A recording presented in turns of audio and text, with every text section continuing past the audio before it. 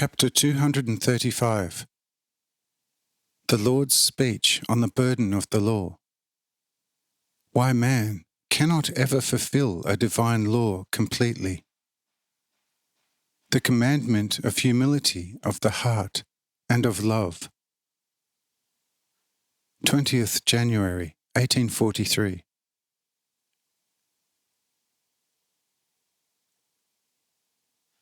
After the Lord had breathed on the tablet, he turned to Lamech and said to him, as well as to his fellow countrymen, "Now listen, Lamech, and you all who are also children of Cain. You, Lamech, have asked me for laws, and behold, I did not give you any, lest a judgment come over you and all your people. How burdensome a law out of me is, you, Lamech, have tried out when you wanted to lift the tablet without my help. Behold, I myself told you to fetch the tablet. You at once did according to my will, for you went at once to fetch the tablet. But were you able to bring it here by yourself? No, you say, for it was far too heavy for you.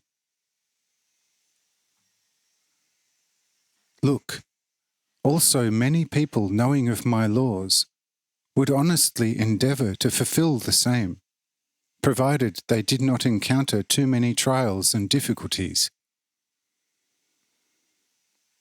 If, however, they were confronted with the difficulties, what would happen unless, like now, I were among them visibly?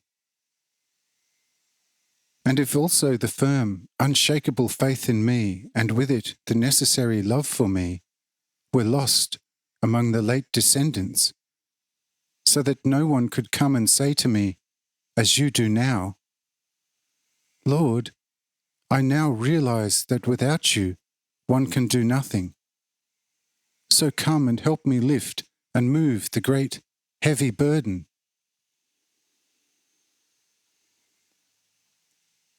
Thereby I wanted to show you that man cannot ever fulfill a divine commandment completely.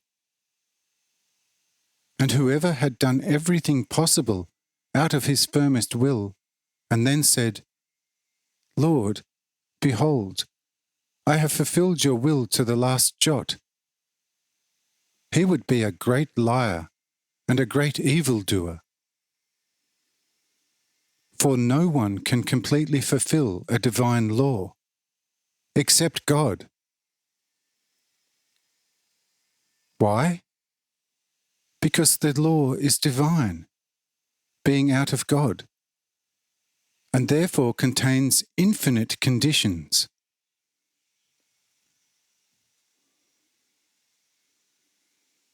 When man has done everything according to my revealed will, and thereby tries to be justified before me, he must say in his humble heart,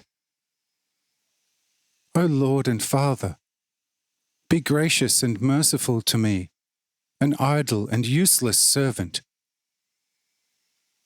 For I have gnawed at the rind, but the wood and the marrow of the law have been untouched by the tooth of my willpower.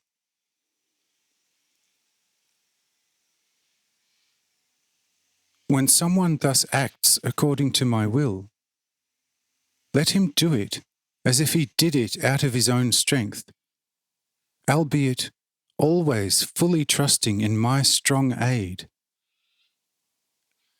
However, having done something according to my will, he must at once actively remember that he did nothing, but I did everything through him.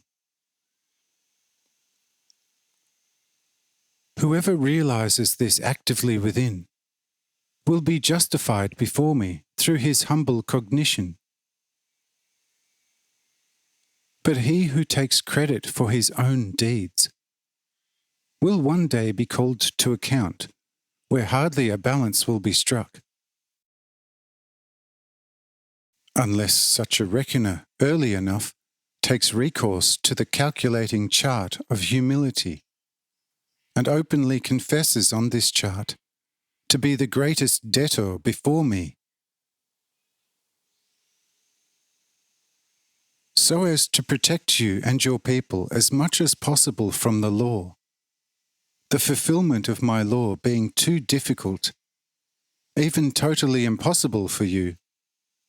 I give you no commandment other than that of love, which actually is no commandment, for love is really everyone's own life.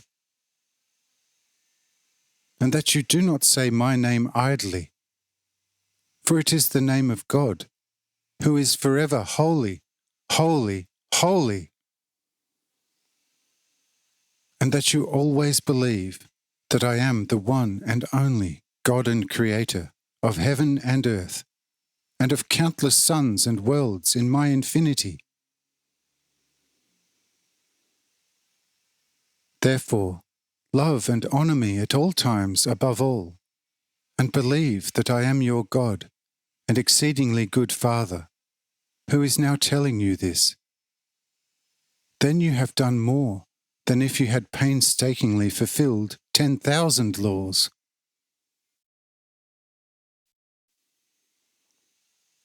Let this tablet remind you always of me, and fill your hearts with love, reverence, and faith in me.